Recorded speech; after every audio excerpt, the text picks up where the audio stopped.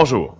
Alors, dans l'histoire, justement, Noran Rezaï, le SPVM qui a confirmé que 11 Ouais, adolescents font maintenant face à toutes sortes d'accusations. exactement. Et je viens d'écouter Maître Belton, entrevue à laquelle j'ai été très attentive. Et franchement, j'ai beaucoup à dire sur ce que je viens d'entendre. Mais résumons en quelques secondes.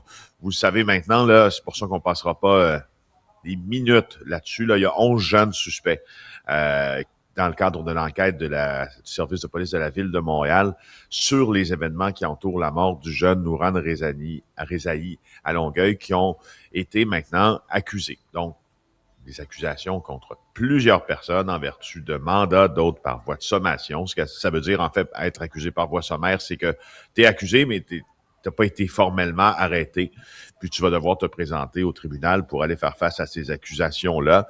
Donc, les accusations, port d'armes dans un dessein dangereux, pour la paix publique, attroupement illégal, dissimulation d'identité, port de déguisement dans le but de commettre une infraction.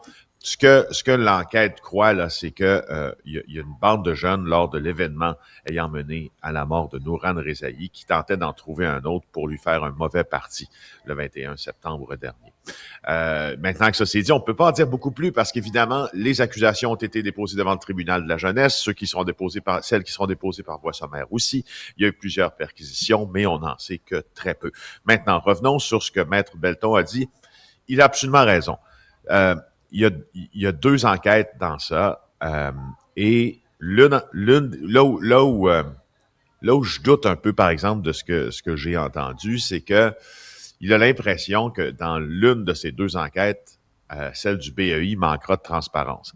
Rappelons que le SPVM a enquêté sur ce qui était criminel ou possiblement criminel. Le tribunal tranchera, honnêtement, avec ce gang de jeunes-là qui ont fait peur, selon les premiers témoignages, là, la population du voisinage, qui ont contacté le 911 en disant il y a des jeunes ici, ils semblent être armés. Ce sont les informations qu'on avait au départ. Et d'ailleurs, ça, c'est une information que là, au bureau d'enquête, là, nous avions diffusée dans l'heure suivant Mhm.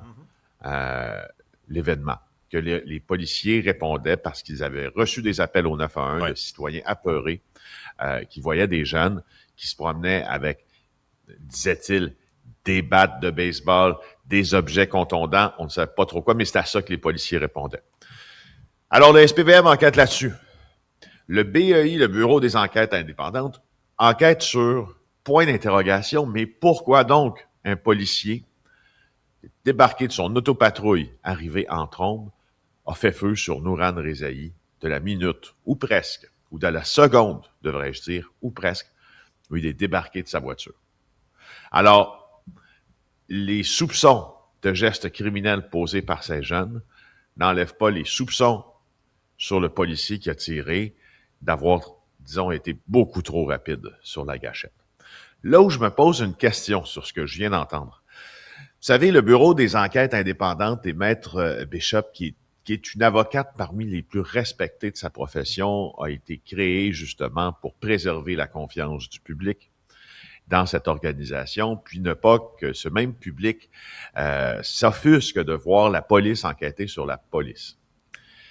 Moi, quand j'entends que le BEI a tout remis sa preuve au SPVM, ce que je comprends de ça, c'est que le BEI a dû remettre des bouts de la preuve au SPVM pour les événements qui concernent l'enquête du SPVM.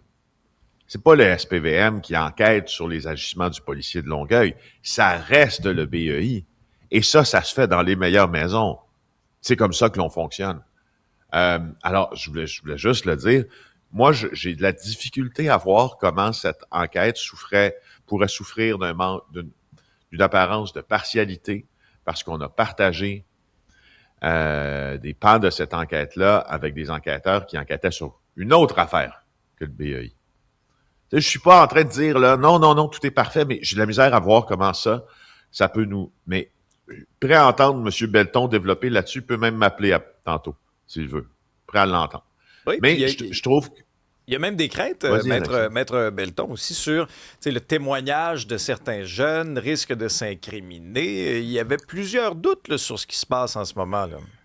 Mais ça, je dois lui dire, par exemple, à Maître Belton, que je comprends encore un peu ce qu'il dit. C'est-à-dire qu'on a prouvé, en fait, Écoute, puis rappelons-le, c'est juste que il y a une adéquation dans ma tête qui se fait pas sur la présomption de partialité du BAI dans ça. C'est, tu sais, les jeunes qui auraient pu s'incriminer, qui auraient pu être interrogés trop rapidement après les faits. C'est même Maître Bishop qui a envoyé une lettre au service de police de la ville de Longueuil en leur disant vous avez commis une faute lourde parce que vous avez commencé à interroger des témoins avant que nous arrivions sur place.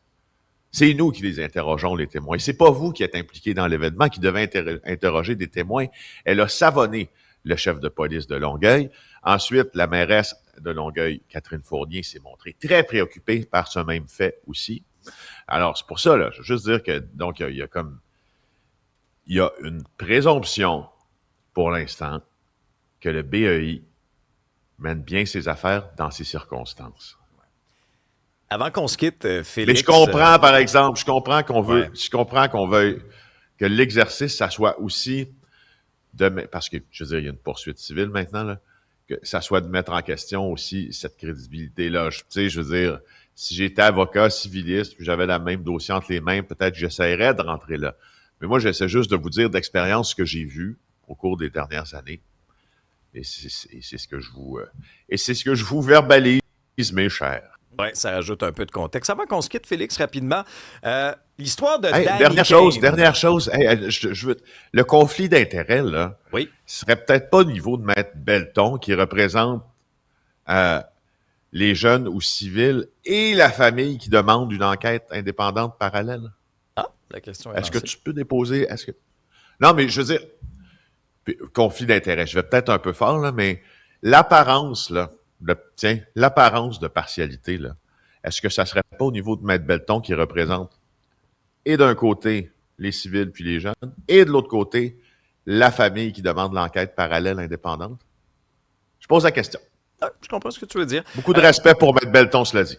Ceci étant dit, Danny Kane, bon, 26 ans après sa mort, Danny Kane, hein, c'est ce motard qui avait signé un contrat d'informateur de la police en échange d'1,75 million. Mais là, maintenant, ses enfants veulent obtenir leur part du gâteau. Oui, et ça, l'affaire de Danny Kane, pour quiconque qui s'intéresse à la criminalité au Québec, à l'histoire de la criminalité, puis au plus grand pan de l'histoire criminelle, l'histoire de Danny Kane, qui a été relatée dans plusieurs livres et plusieurs documentaires, je pourrais vous en suggérer quelques-uns, c'est un must. Okay? Danny Kane était membre des Rockers de Montréal, mais il était aussi, donc les Rockers de Montréal, qui était le club-école des Hells Angels nomades, donc le plus puissant au Québec, qui faisait qui se chargeait de leurs bases œuvres, les meurtres, les passages à tabac, les incendies criminels, l'installation de bombes, et etc., et bien sûr le trafic de drogue. Ben lui, Danny Kane, là, il a été recruté par des agents de la GRC, et il est devenu pendant des années quelqu'un qui jouait des deux côtés au plus fort de la guerre des motards. 26 ans après sa mort, Danny Kane s'est, selon la version officielle des choses, moi que je n'ai aucune raison de remettre en doute, suicidé. Et il avait signé un contrat d'informateur de police de près de 2 millions de dollars. Mais là, maintenant, 3 de ses enfants veulent obtenir leur part de cet argent-là. Et parce que leur père, donc, quand il s'est enlevé la vie, ben, la SQ avait convenu de verser 200 000 à chacun de ses 4 enfants pour un total de 800 000. La liquidatrice de la succession, c'était Patricia Caudiot, l'ex-conjointe de Danny Kane, avec qui elle a eu un enfant.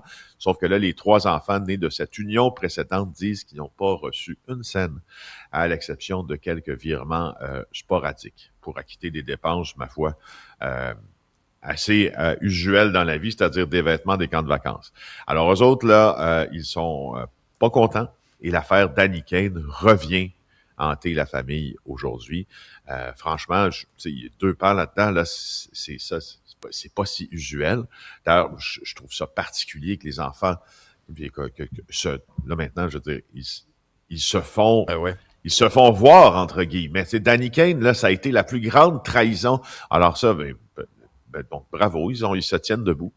Puis de l'autre côté, le mystère autour de la mort de Danny Kane, ça va toujours persister, je te le dis. Toujours persister. Il faut absolument lire les détails là-dessus. Merci, Félix. Au revoir.